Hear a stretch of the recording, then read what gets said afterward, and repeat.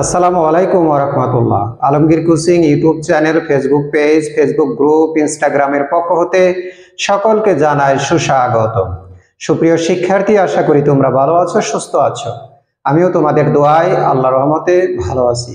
HSC পরীক্ষা 2024 যারা অংশগ্রহণ করতে যাচ্ছ তাদের জন্য আজকের এই ভিডিওটি অত্যন্ত গুরুত্বপূর্ণ। আশা করি ভিডিওটি না টেনে মনোযোগ সহকারে শেষ সময় পর্যন্ত তোমরা দেখে থাকবে, তাহলে ভিডিও সম্পর্কে জানতে পারবে, বুঝতে পারবে, উপকৃত হবে। আজকে যে বিষয় নিয়ে তোমাদের সাথে আলোচনা করব, ইসলামের ইতিহাস ও সংস্কৃতি, প্রথম পত্র, প্রথম অধ্যায়, সৃজনশীল অনুধাবনমূলক প্রশ্ন নিয়ে তোমাদের সাথে আজকে আলোচনা করব। আশা করি শেষ সময় পর্যন্ত আমাদের সাথেই থাকবে। So let's go. অনুধাবনমূলক প্রশ্ন 1, জাজিরাতুল আরব বলতে কি বুঝো, ব্যাখ্যা করো। 2, আরব দেশকে জাজিরাতুল আরব বলা হয় কেন, ব্যাখ্যা করো।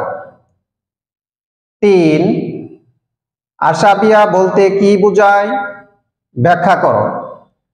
4, উটকে মরুভূমির জাহান বলা হয় কেন, ব্যাখ্যা করো। 5, মেসোপটেমীয় অঞ্চলকে সভ্যতার লীলাভূমি বলা হয় কেন। 6, মিশরকে নীল নদের দান বলা হয় কেন। 7, প্যাপিরাস কি, ব্যাখ্যা করো। 8, হায়ারোগ্লিফিক কি, ব্যাখ্যা করো। 9, কিউনিফর্ম বলতে কি বোঝায়, ব্যাখ্যা করো। 10, আয়ামে জাহেলিয়া বলতে কি বুঝো, ব্যাখ্যা করো। 11, হানিফ সম্প্রদায় কারা, ব্যাখ্যা করো। 12, মালা বলতে কি বোঝায়। 13, পিরামিড কি, বর্ণনা করো। 14, হিব্রুদের জাতিগত পরিচয় দাও।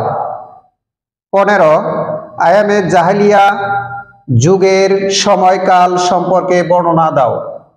সুপ্রিয় শিক্ষার্থী, বাংলাদেশে যে কয়টি শিক্ষা বোর্ড রয়েছে এই কয়টি প্রশ্ন থেকে 100% কমন পড়বে ইনশাআল্লাহ। ভিডিওটি যদি তোমাদের ভালো লাগে, তোমাদের পছন্দ হয়, তাহলে নিজেরা মনোযোগ সহকারে দেখবে।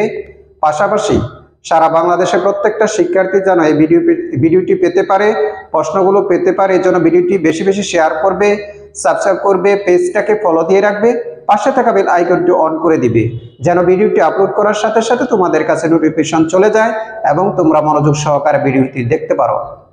আজকের এই ভিডিওটি আমার পিতামাতা, আমার সারা জীবনের শিক্ষক মন্ডলীদেরকে উৎসর্গ করে আজকের মতো তোমাদের কাছ থেকে বিদায় নিচ্ছি। আল্লাহ হাফেজ। আসসালামু আলাইকুম ওয়া রাহমাতুল্লাহ।